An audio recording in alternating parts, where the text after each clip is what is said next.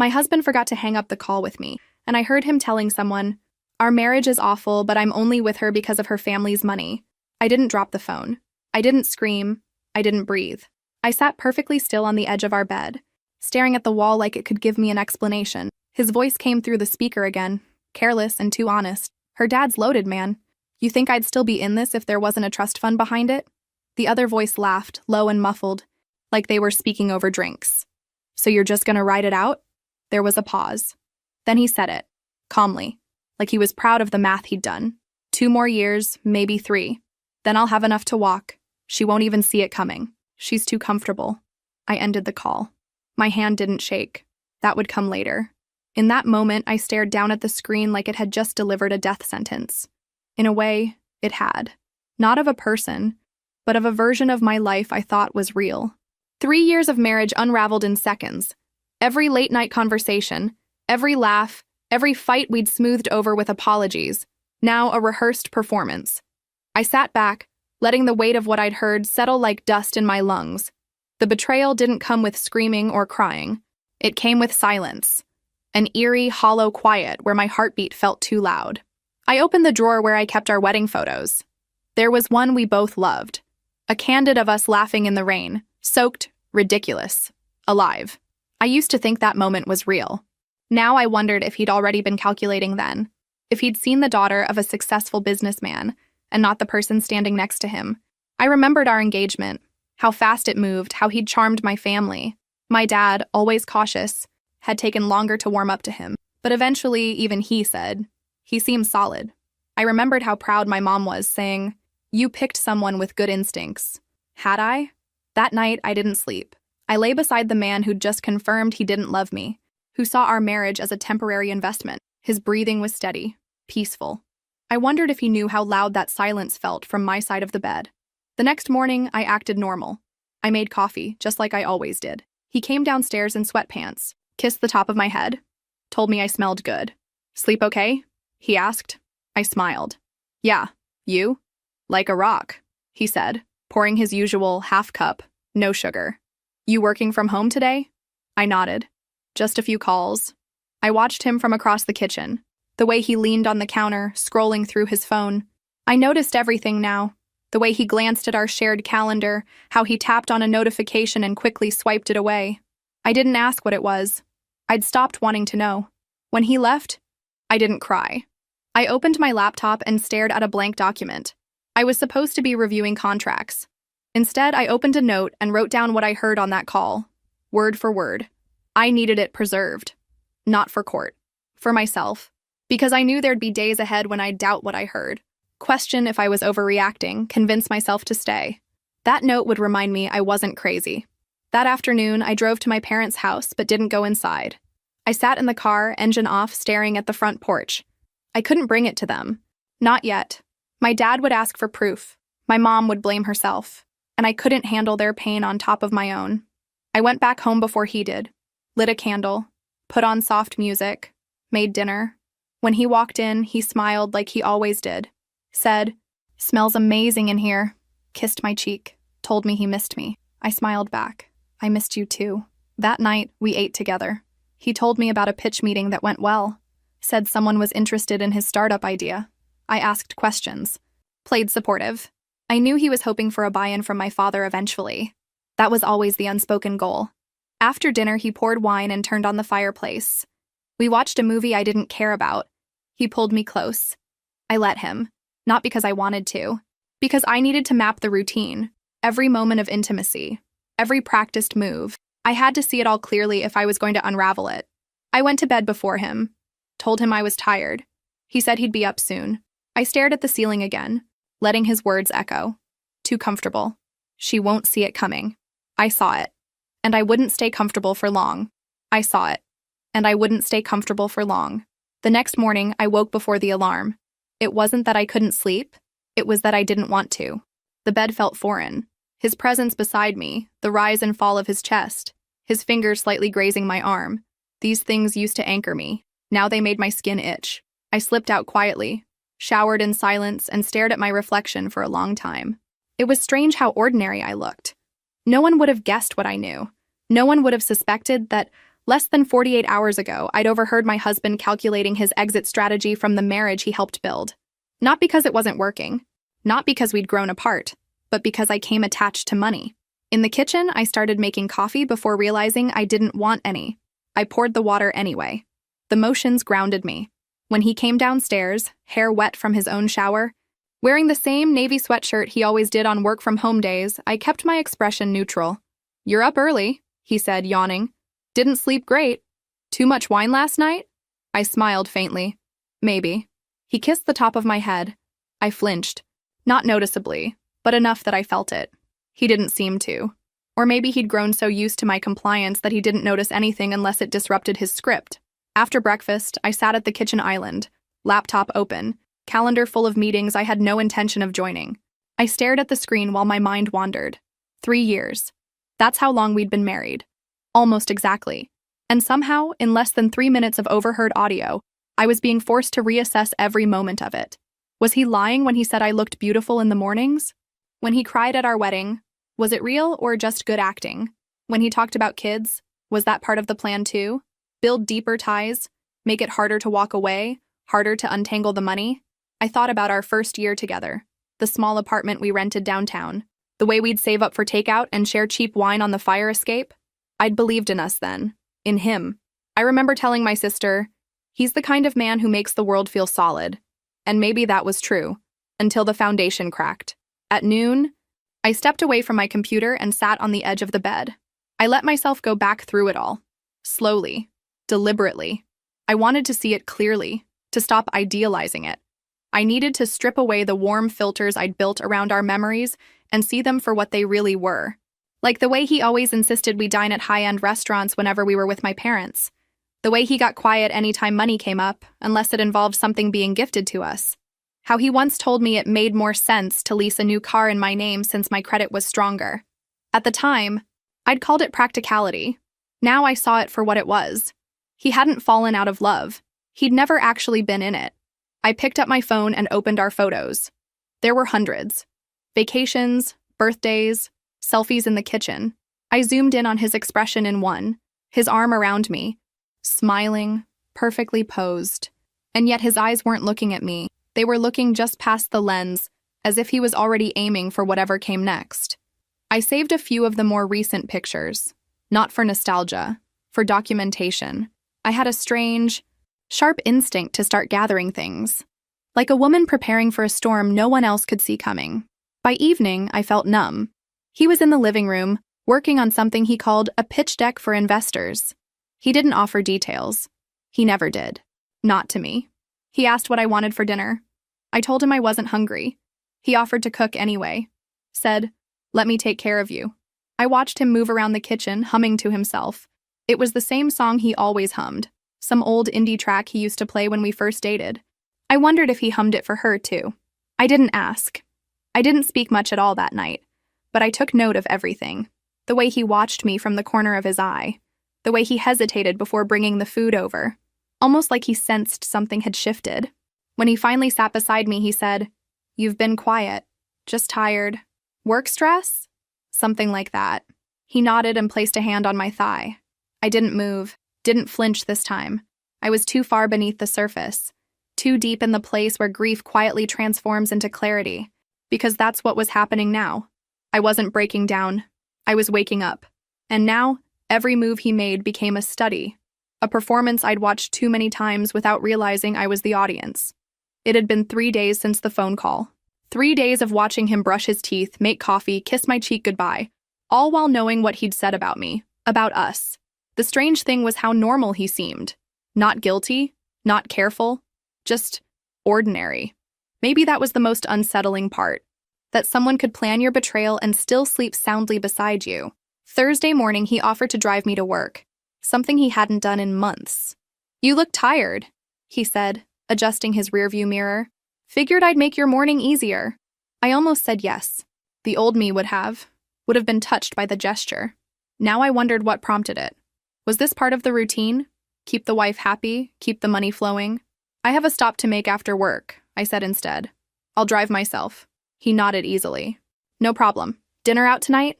That steakhouse you like? The one my father recommended? the one we'd been to exactly twice, both times when my parents were paying. Sure, I said. At work, I couldn't concentrate. Every email felt pointless. Every meeting dragged. I kept replaying the conversation, trying to remember his exact tone when he'd said, "She won't see it coming." Casual, almost bored, like discussing the weather. During lunch, I sat in my car and called my sister. Not to tell her everything, I wasn't ready for that, but just to hear a familiar voice. "You sound weird," she said after 5 minutes of small talk. "Everything okay?" "Just tired. Work stuff." "How's the husband?" The question hung in the air longer than it should have. "He's fine, same as always." That doesn't sound convincing. I forced a laugh. "I'm just in a weird mood. Ignore me." But after we hung up, I sat there thinking about her words. Same as always. That was the problem, wasn't it? He was exactly the same. While my entire world had shifted, he remained unchanged. Because for him, nothing had shifted. This was always the plan. That evening at dinner, he ordered wine without asking what I wanted, made a toast to us and the future we're building. "Do you ever think," he said, cutting into his steak, "about what we want our life to look like in 5 years?" I tilted my head. "What do you mean?" "Just bigger things, you know? Your family has this amazing foundation, this network. Sometimes I think we could be doing more with it." The words sounded rehearsed, like he'd practiced this conversation. More like what? I don't know. Partnerships, investments, building something that lasts. He was testing the waters, seeing how receptive I was to involving my family's money in his plans. "That's pretty vague," I said. He laughed, but it sounded hollow. "I guess I'm still figuring it out. Just feels like we have so many opportunities we're not taking advantage of." Later that night, I watched him sleep. His breathing was steady, peaceful. No signs of guilt or worry. Just a man resting after a productive day of manipulation. I lay awake until almost 3 in the morning, not thinking about revenge or confrontation, just trying to understand how I'd missed it. How someone could share a bed with you, share meals, share conversations about the future, all while planning to leave you once they'd extracted enough value. The next morning, I decided to pay attention differently. Not to snoop or investigate, not yet, but to really see him. To stop filling in the gaps with my own hopes and assumptions. When he said, "I love you," before leaving for work, I watched his eyes. They looked just past me, unfocused, like he was reading from a script. When he texted me at lunch, "Thinking of you, beautiful," I noticed he sent it at exactly the same time he'd texted me yesterday, and the day before.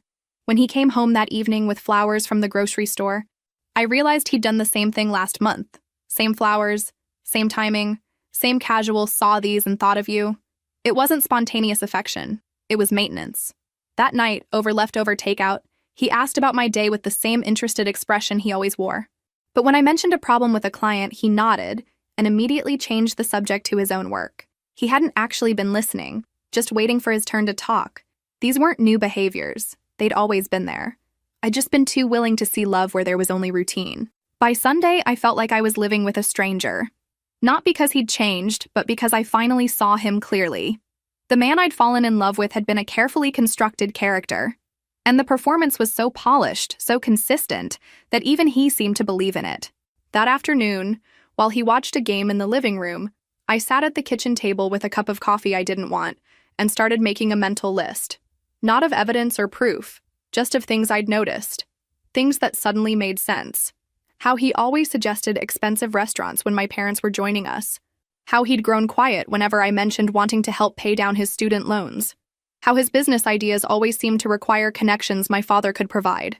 How he'd pushed for a joint bank account within 6 months of marriage. None of it was dramatic. None of it was obvious. That's what made it so effective. I wasn't dealing with a villain. I was dealing with someone who'd turned our entire relationship into a long-term business strategy. And he was so good at it, he probably didn't even see it as betrayal. Just smart planning. By Monday, the performance resumed, like clockwork. He kissed my forehead before leaving for work, said, "Don't work too hard," with a soft smile. I stood in the hallway, watching him gather his keys, adjust his jacket, and walk out like he had somewhere important to be. He didn't know I already suspected most of his meetings weren't real. That morning, I began documenting things. Not dramatic evidence, just details. I created a private note on my phone and titled it Observations. It wasn't meant to be legal or admissible. It was for me. to remind myself when I started doubting that none of this was in my head. Tuesday, 12:47 p.m.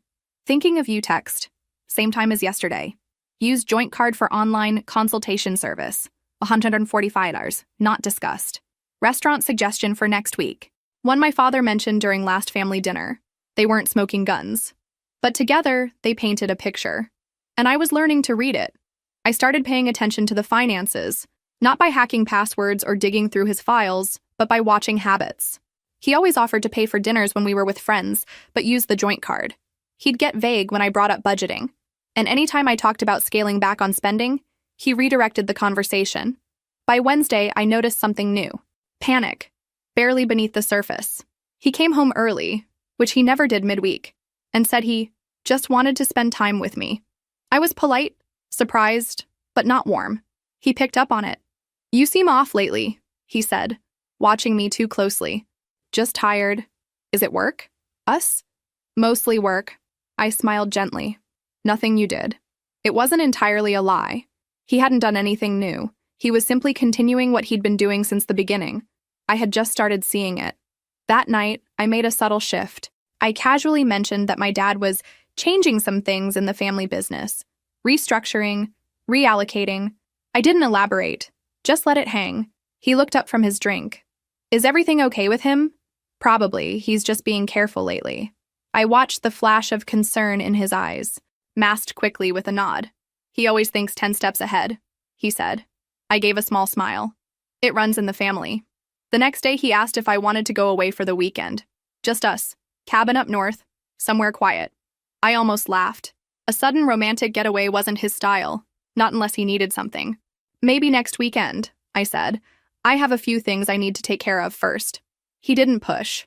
But that night, he was more affectionate than usual. Held me longer. Watched me while I read. Tried to initiate a conversation about long-term goals, using phrases like real estate, a retirement, generational wealth. I listened quietly. The truth was, I didn't know what my long-term goal was yet.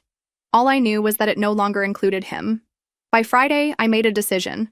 I wouldn't wait for a perfect moment. I wouldn't wait for more evidence or for him to slip up. I'd already seen enough. And I didn't need a full plan. I just needed to start pulling away, strategically, calmly, without giving him reason to panic. I began with my accounts. Not the joint ones, mine. The personal savings I hadn't touched since college. I scheduled an appointment with my bank manager, requested that a new account be opened in my name only, no digital trace linking to him. I moved a modest amount, enough to start a separation, not enough to trigger suspicion. That weekend, I visited my parents under the pretense of helping them organize paperwork for tax season. I didn't tell them the truth, not yet. But I asked a lot of questions, casual ones, about legal protections, about the trust, about how they vet people tied to the family business. My dad gave me a look across the kitchen table. Something on your mind? I shook my head, just being cautious. He didn't push. He never did. That was something I'd always loved about him. He gave people space to come to him when they were ready. Saturday night, back home, he brought up the idea of us starting a business together. He said it casually, but I could tell he'd been rehearsing it. We've got the brand, the last name, the connections. All we need is the right concept. What kind of concept? I asked. I'm thinking wellness, he said. Something lifestyle-focused. Everyone's into that now. Do you have experience in that space? Not yet. But with the right team, the right pitch, your dad might even know someone. I let him trail off. I didn't nod. I didn't push. I just looked at him. And for the first time, I didn't see my husband. I saw the plan, the calculation, the person behind the mask. And he was starting to sweat. It showed in small ways. He'd started checking his phone more often, even when we were talking, glancing at me when he thought I wasn't looking. The easy confidence from our early years had developed hairline cracks. Sunday morning, I mentioned that my family was going through a quiet financial reorganization. I said it while stirring my tea, not looking at him. Casual, measured. Is that serious? He asked immediately. Not really, I replied. Just tightening a few things. My dad's getting stricter about how assets are managed. He nodded slowly. Makes sense. Smart move. But I noticed he didn't touch his coffee after that. And when I excused myself to take a call from my sister, I heard the floorboards creaking in the kitchen, pacing. That evening, He was overly attentive, made dinner without being asked, lit candles, asked me what kind of vacation I'd want if we just ran away for a while. Somewhere quiet, I said. No signal, just air and space. He smiled like that meant I was still his. But the smile looked tired around the edges. Monday morning, I started researching. Nothing dramatic, just information gathering. I looked up financial consultants online, read reviews, bookmarked contact information. I researched storage facilities. I Googled phrases like financial manipulation in marriage and protecting assets during separation. I wasn't ready to act on any of it, but knowledge felt like armor. That afternoon, while he was at what he called a client meeting, I walked through our house differently. Not snooping, just noticing. The way he'd positioned his laptop so the screen faced away from the common areas. How he'd started keeping his phone face down during meals. The stack of business cards on his desk that hadn't been there last week. When he came home, he seemed agitated. Said the meeting didn't go as planned, but wouldn't elaborate. Over dinner, he pitched an idea for an app focused on financial literacy for couples. People trust people with legacy, he said, gesturing with his fork. If we position ourselves as a team building wealth together, there's something there. He always used words like we and team when talking about money, but only my family's money. Tuesday, I did something small but deliberate. I changed my banking password. Just mine. The personal account he'd never had access to anyway. It wasn't that I thought he was monitoring it, but I wanted to start drawing invisible lines. That evening, he suggested dinner out. Said he'd made a reservation somewhere special. The restaurant was nice, too nice for a random Tuesday. When we arrived, the hostess greeted us warmly, but I caught her glancing at him with a look I couldn't quite read. Familiarity, maybe, or confusion. During dinner, he was more animated than usual, talking about opportunities and building something lasting. But underneath the enthusiasm, I sensed something else. An urgency that hadn't been there before. I've been thinking, he said, cutting into his steak. We should be more intentional about our financial future.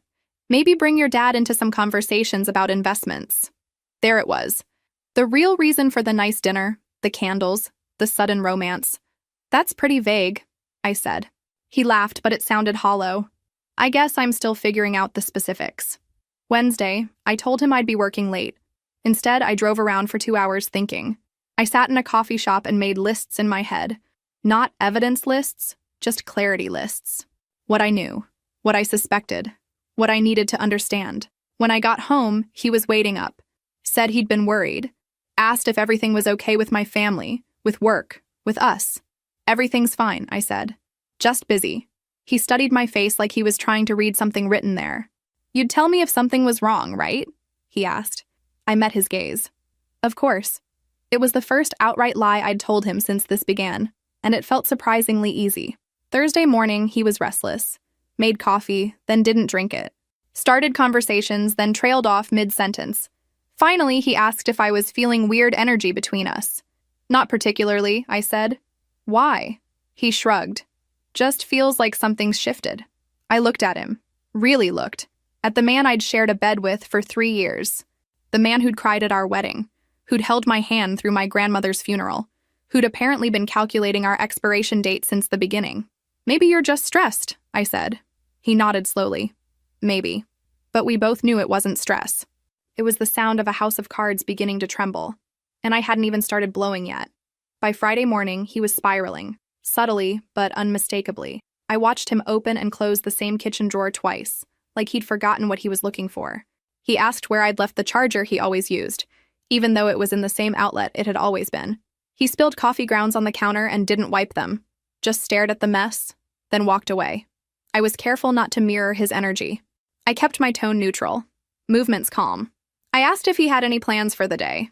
He said he might go, take a few meetings, but didn't elaborate. Anything interesting? I asked lightly. He shrugged. Nothing final yet. Final. Strange choice of word. After he left, I stood in the doorway for a while, letting the quiet settle. I hadn't said or done anything concrete yet. No accusations, no ultimatums, just a few vague comments and a shift in behavior. And already, he was starting to fold inward. That afternoon, I withdrew $200 from my personal account. I didn't need the cash. I just wanted to see it in my wallet. Proof that not everything was shared, that not everything could be touched. When he got home, he brought flowers. Again. Same grocery store bouquet, same brand of wine he thought I liked. He set them on the counter and said, "Thought you could use something pretty after the week you've had." I thanked him, put the flowers in a vase, poured the wine, sat with him in the living room while he talked about an opportunity that had just come up, some contact he'd met through one of my father's colleagues. "Total coincidence," he said, eyes gleaming.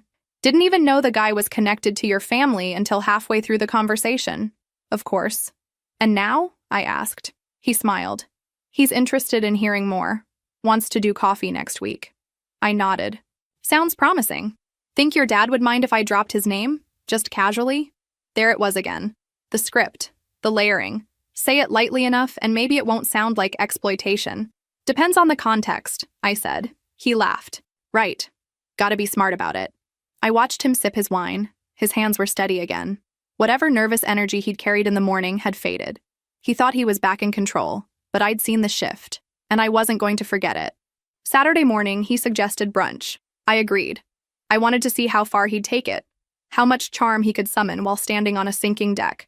At the restaurant, he was all smiles, flirting with the server just enough to appear confident, not inappropriate, telling me about the couple next to us. They've been arguing the whole time, you can tell. He always noticed other people's tension, never his own. Over coffee, he leaned forward and said, "I was thinking, maybe we should start fresh with a new joint account. Something just for investments, separate from household stuff." I tilted my head. "Why?" "Cleaner that way. Less overlap. Gives us both more clarity." He said it like he was doing me a favor, like he was offering transparency. "You don't think the one we have now works?" "It works," he said quickly. "I just think we're at a point where we should be more strategic." Strategic. Every word he used lately sounded like it came from a manual. That night, I started my own strategy. I backed up all financial documents I had access to, tax returns, loan records, the joint account history. I didn't dig into his devices. I didn't need to. The information he'd already given me voluntarily was enough. Sunday, he was restless again. Asked if I wanted to go for a drive. I said no. He paced, pretended to clean, checked his phone every 10 minutes, asked 3 times if I'd spoken to my parents recently. "Not since last week," I told him. "Why?" "No reason, just wondered if they'd said anything about that restructuring you mentioned." I shrugged. "Not really. Just that things are shifting." He nodded, lips tight. That night, he came into the bedroom later than usual. I pretended to be asleep. He stood in the doorway for a while. Then he sat on the edge of the bed, like he was about to say something, but he didn't. Instead, he got up and walked out. I waited a full minute before opening my eyes. The sound of a man unraveling wasn't always loud. Sometimes it was just the silence after a lie stopped working. By Monday, the panic had set in. Not dramatic panic, nothing shouted or thrown. Just the kind that hums under the surface, distorting everything. He started sending me texts during the day, more than usual. Not sweet or flirty, but overly attentive. "What are you up to?" "Thinking about you. Let me know if you need anything." I replied when I felt like it. Short answers. No emojis. I wasn't being cold. I just didn't feel the need to play along anymore. By the 3rd message, he sent a voice note. "You've been quiet today. Everything good?" His voice was careful, soft, the kind of tone people use when they're afraid something's slipping through their fingers. That night, he showed up at my office. No warning, just appeared in the lobby holding coffee and a bag of pastries from a cafe I used to like. "Figured you could use a break," he said, trying to sound casual, but his eyes were scanning me, searching for clues. "Everything okay?" I asked. "Yeah, just missed you." I forced a smile. "Thanks for the coffee." He lingered longer than he should have, then kissed me goodbye. Not on the cheek or forehead, on the lips, deliberately, like he needed the staff to see it, like he needed witnesses. At home that evening, he cooked. Again.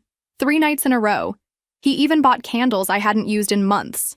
Tried to recreate a dinner we had years ago on a random rainy night. "Remember this?" he asked, pointing at the pasta. I nodded. "You added too much garlic that time." He smiled, but I saw the strain in it. After dinner, he brought up the idea of taking a few days off together. Just us. Disconnect from everything. Go somewhere quiet. He kept saying quiet like it was a promise. Or a solution. I said maybe. Then went upstairs. Alone. I watched his reflection in the hallway mirror as he stood by the sink, drying dishes with more force than necessary. By Wednesday, the flowers returned. This time, delivered to my office. Bigger, flashier. A handwritten note that read, "Just because you deserve the world." It didn't feel romantic. It felt like pressure. My coworker smiled when she saw them. "He's really putting in effort, huh?" I just nodded. The next morning, he asked if I wanted to look at properties. "Not to move now," he clarified. "Just to see what's out there. Dream a little." I asked why. He hesitated, then said, "It's good to have vision." But I saw it for what it was. He was trying to secure something, redirect the conversation to a future that depended on him. Thursday night, I tested something new. I mentioned, casually while scrolling through my phone, that my family might be scaling back on a few investments, that my dad was becoming more private, less inclined to discuss numbers. He didn't react right away. But later, I caught him standing in the hallway with his phone, whispering again. I didn't catch the words, but his tone was tight, urgent. Friday morning, he brought me breakfast in bed. He hadn't done that since our first year. He sat beside me, watched me eat like I might disappear. "I've been thinking," he said slowly. "We should talk more. Really talk. I feel like we've been drifting a little." I set the tray aside. "What do you want to talk about?" "Just everything. Us, our future, how we're doing." "How do you think we're doing?" He swallowed. "I don't know. Sometimes you seem far away." "Do I?" He reached for my hand. "I don't want to lose what we've built." I let him hold it. Let him say the things he thought would fix it. But I didn't return them. I just listened, because it wasn't about fixing anymore. It was about watching him realize he was losing. That night, he cried. It wasn't loud or messy, just a few silent tears while he sat on the couch, pretending to scroll through something on his phone. I didn't ask why. I didn't offer comfort. He didn't try to explain. He just wiped his face and kept pretending. And for once, I think he knew I saw it. By Saturday morning, something had shifted inside me. The notebook I'd been keeping, quietly, methodically, was nearly full. Dates, behaviors, small inconsistencies. Every entry was a step back toward clarity. And now, looking at the pattern spread across weeks of careful observation, I knew I couldn't keep pretending much longer. He made breakfast again. Too much food, too many questions. "Do you want to go for a walk later? Should we book that trip next weekend? Have you talked to your mom recently?" "No," I said to the last one. "Why?" "Just wondering," he replied. "You've been quiet with them lately." I hadn't been quiet with them. I'd been thinking about what I would say when I was ready. That afternoon, I made a decision. I called my parents and asked if I could come over. "Just to talk," I said, "about something important." When I arrived, they were waiting in the kitchen, concern written across their faces. I sat down and took a breath. "I need to tell you something about him," I said. "About our marriage." I explained what I'd overheard in the phone call. The words he'd used, the tone, the casual way he'd discussed our relationship as a financial arrangement. I kept my voice steady, factual. No tears, no anger, just the truth. My mother's hand went to her mouth. My father sat back in his chair, silent for a long moment. "How long have you known?" he asked finally. 2 weeks. "And you're certain about what you heard?" "Completely." He nodded slowly. "What do you want to do?" I appreciated that he didn't try to fix it or minimize it. He just asked what I needed. "I'm not sure yet," I said, "but I wanted you to know before I decide anything." My mother reached across the table and squeezed my hand. "We're here for whatever you need." Driving home, I felt lighter, not because the problem was solved, but because I wasn't carrying it alone anymore. That evening, I suggested dinner out. I needed to test something, to see if he could still perform when I wasn't actively giving him the responses he was used to. He brightened immediately. "Really? Where do you want to go?" "Somewhere nice," I said. "Your choice." He chose the steakhouse. Of course. At dinner, he was animated, almost giddy, talking about plans for the summer, ideas for redecorating the guest room, a business concept he'd been refining. He ordered wine without asking what I wanted. Halfway through the meal, I decided to ask a simple question. "What would you do if my family's financial situation changed?" I asked casually, cutting into my salmon. He paused mid-chew. "What do you mean? If the trust were restructured, or if my dad decided to step back from certain investments? What would that mean for your plans?" He set down his fork. "Why are you asking?" "Just curious." He studied my face for a moment, then forced a smile. "It wouldn't change anything. I mean, yeah, some opportunities might look different, but that's not why I'm here." "No?" Of course not. He reached across the table for my hand. I'm here because I love you. I let him take my hand but didn't squeeze back. That's good to know, I said. But his eyes had changed. The easy confidence from earlier in the evening was gone, replaced by something more careful, more calculated. When we got home, he was quiet. He said he had some emails to catch up on and disappeared into his office. I could hear him on the phone later, voice low, door closed. I didn't try to listen. I didn't need to. I'd already seen enough. That night, I lay in bed while he worked late. I stared at the ceiling and thought about the conversation at dinner, how quickly his expression had shifted when I mentioned my family's money, how his first concern had been about opportunities rather than about my family's well-being. I thought about the phone call that had started all of this, the casual cruelty in his voice when he'd called our marriage awful, the laugh when he'd called me clueless, and I realized I'd been asking myself the wrong question.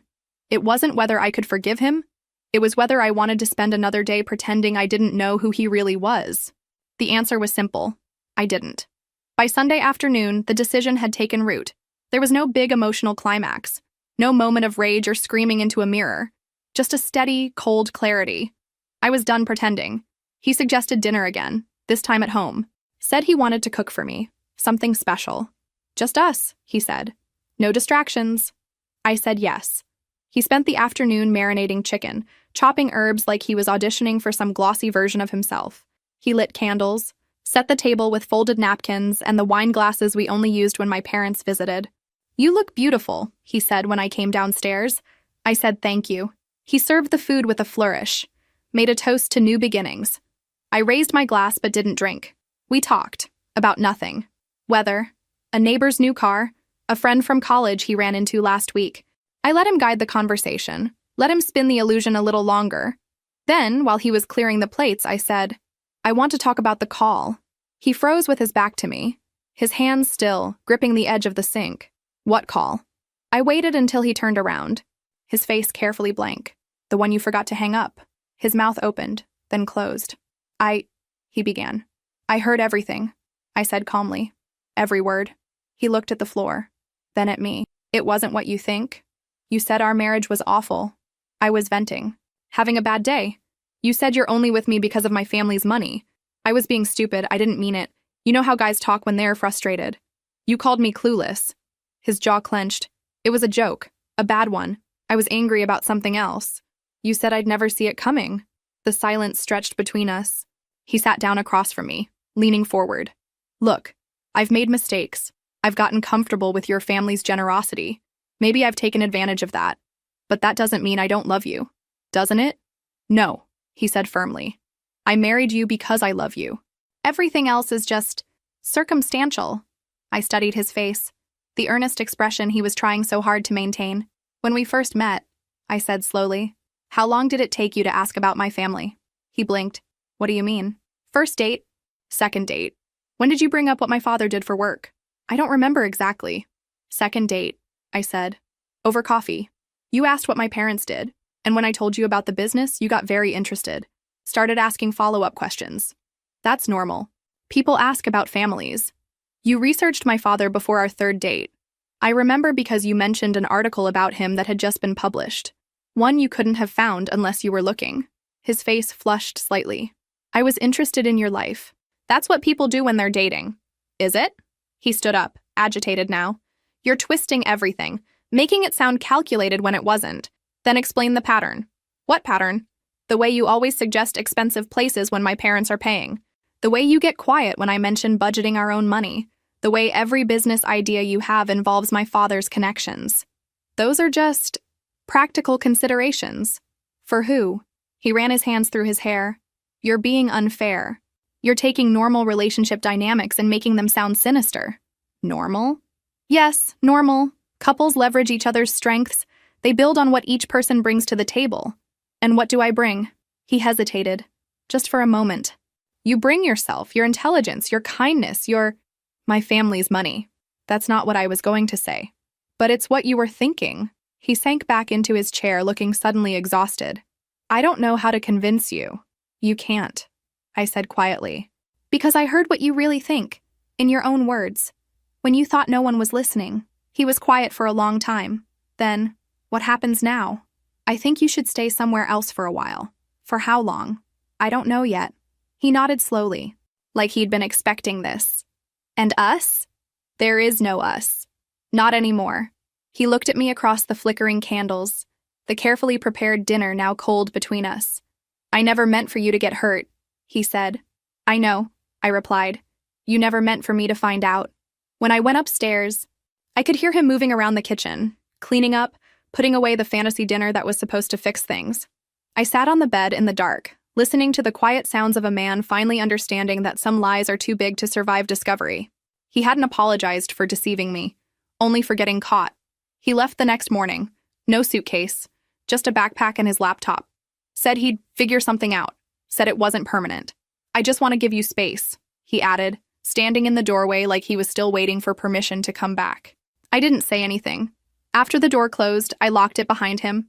Not dramatically, just a quiet turn of the bolt. Then I stood in the hallway for a long time, listening to the silence. He texted twice that afternoon. I'm sorry. I still love you. I didn't reply. By evening, the messages escalated. Can we talk? I can explain better in person. You're shutting me out, and that's not fair. It wasn't anger yet, just desperation dressed as sincerity. The next day, a flower delivery arrived. White roses, a note tucked inside, still hoping for us. They went straight into the trash. He started calling after that. I didn't block him, yet. I wanted to hear what he'd say when I didn't answer.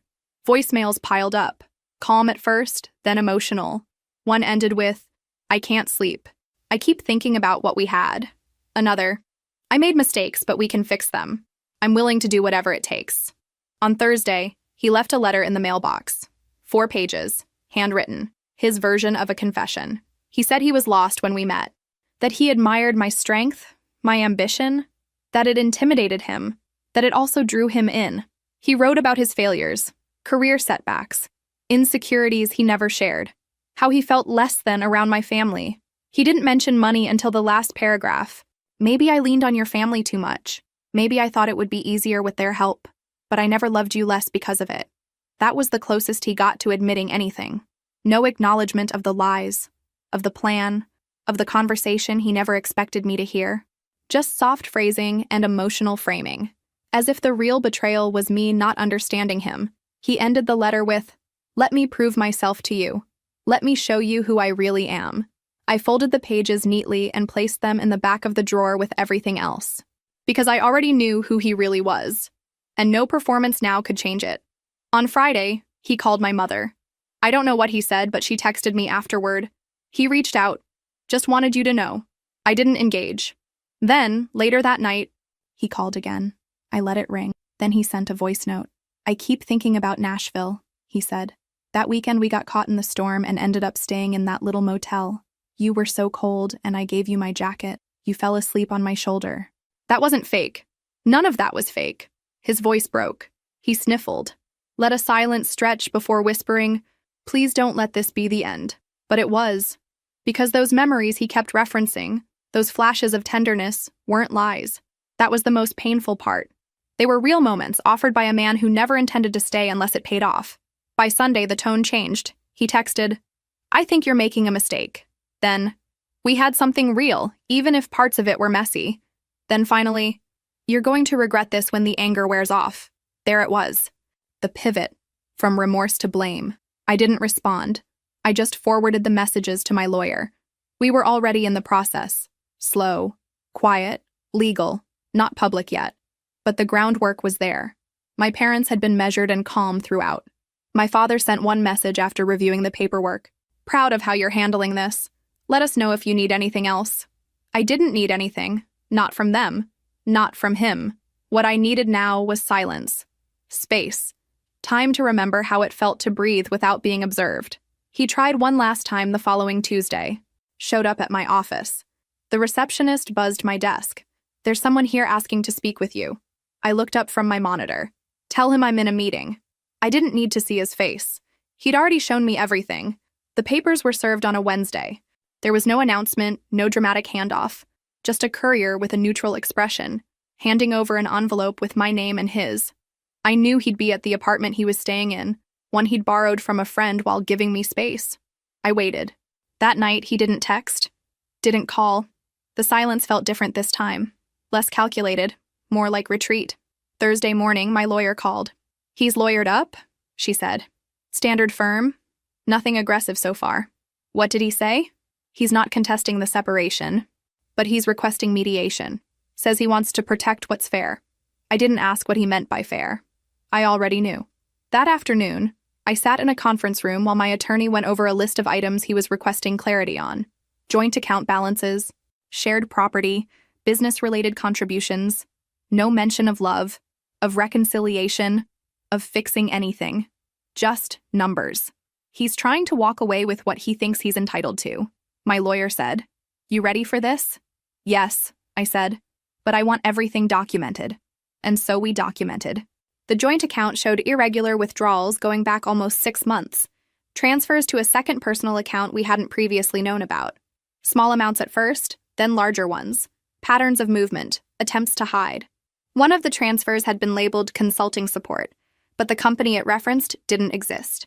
Another had gone directly to a private account linked to a woman's name I didn't recognize, but my lawyer did some digging. College girlfriend, still in the same state, recently unemployed, and he'd sent her money. Not once, not twice, 7 times. Amounts ranging from 300 to a little over 1,000, always spaced weeks apart. "That's not charity," my lawyer said. "That's maintenance." We included it all. The fake business names, the mismatched expense reports, the sudden surge of interest in financial literacy startups that seemed to exist only on paper. My lawyer raised a brow. "He's either very sloppy or very confident you wouldn't notice." "Both," I said. When he finally responded through his legal team, the tone had shifted again. He wasn't denying the transactions, just contextualizing them. He claimed he'd supported me emotionally, that our lifestyle had been mutually agreed upon, that any financial benefits he received were incidental, not manipulative. But the documents told another story. And for the first time since this began, I felt angry. Not heartbreak, not sadness. Just the raw heat of having been quietly used.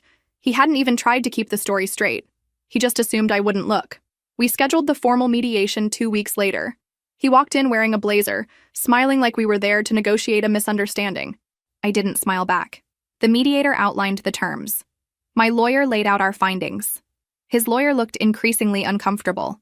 I didn't say much. I didn't need to. The paper trail was louder than anything I could have said. At one point, he looked over at me and said, "I never meant for it to get this far." And I just said, "You meant it to go far enough." He didn't speak again for the rest of the meeting. We didn't finish that day. Too much to sort through. But by the second session, the terms were clear. He'd walk away without contesting the dissolution. No claim on family assets. No share of anything tied to the trust. He asked to keep a watch I'd given him on our first anniversary. I said no.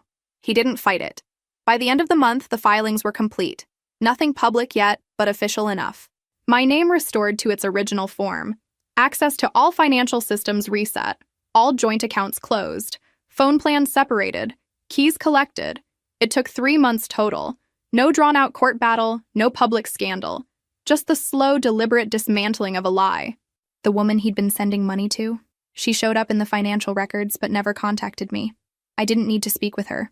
I already knew what kind of story he'd told her too. Something about being misunderstood, pressured, trapped in a marriage that didn't reflect who he really was. Maybe it was true. Maybe it was just another version of the script. Either way, I didn't care. By the time the divorce was finalized, I'd moved into a smaller place. Something mine. Nothing fancy. Just quiet. I changed my number. He sent one final email. No subject line. Just a short message. "I never stopped loving you." I read it once, then deleted it. Not out of anger, out of relief. Some people say closure comes with forgiveness. I disagree. For me, closure came in silence. In the stillness of a house where I didn't have to watch my words or measure his moods. In waking up without dread. In knowing I didn't have to explain myself to someone who had never really been listening. I didn't tell many people what had happened. Just my family, my sister, a few close friends. Most others filled in their own blanks. That was fine. Let them. I started working longer hours not because I needed to, but because I wanted to. I rediscovered what it felt like to be proud of myself, not as part of a couple, not as someone's wife, but just me. There were bad days. Days when I questioned everything. Wondered how I could have missed it. Wondered if that version of love was all I'd ever been trained to recognize. But those days came less often. And when they did, I didn't fight them. I let them move through me like weather. And then I kept going. I donated the dress I wore to that steakhouse dinner. The one where I first realized I couldn't pretend anymore. I threw out the wine glasses we only used for show. I replaced the silverware set we'd picked together. Small things, petty maybe, but they made space. I went to therapy. I told the truth out loud. Heard myself say the words, "He used me." And my therapist didn't flinch, didn't rush to soften it. She just asked, "And what did that teach you about yourself?" I didn't answer right away, but I kept going back. My parents were exactly what I needed. Calm, grounded, not vengeful. My father never once said, "I told you so." He just helped me get the documents in order, gave me a quiet nod when everything was finalized. My mother cried once, quietly, over coffee. "You deserved better," she said. "I know," I replied. And I did. As for him, he disappeared the way people like him do, quietly, with dignity rehearsed for an audience that no longer existed. Last I heard, he moved to another city, tried starting a new consultancy, rebranded himself online. Same smile, different captions. One of my old college friends messaged me. "Isn't this your ex?" she asked, sending me a link to his new website. I didn't open it. I just replied, "Not anymore. I don't know who he's dating now. I don't want to know. But I can imagine the script, the charm, the part where he presents himself as someone who almost had it all, if not for some cruel misunderstanding. I don't need to warn anyone. Life has a way of catching up with people like him. And anyway, he's not my responsibility anymore. I've built a life that no longer circles around someone else's ambition.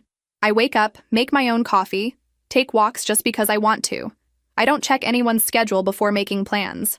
I don't filter myself to keep someone comfortable. One night, a few months after the divorce was finalized, I found the notebook I used to keep. The one where I'd written down his behaviors, the patterns, the lies. I read a few pages, then I threw it in the trash. Not because I wanted to forget, but because I didn't need it anymore. The proof had served its purpose. The real transformation wasn't about exposing him. It was about reclaiming myself. I was no longer the woman being managed like an investment. I was no longer the wife someone chose for access. I was someone who saw the truth, held her ground, and walked away. That was the story worth remembering. Epilogue, where everyone ended up. Him. He moved to another city, rebranded himself as a resilient entrepreneur with a personal growth narrative. His social media is full of polished captions about setbacks and reinvention. He never admitted what he did. Still curates his life for an invisible audience, still chasing validation in borrowed language. The woman from college, she never reached out. She likely went on with her life. Whether he's still part of it or not, I'll never know. The money she received was part of his long-term plan.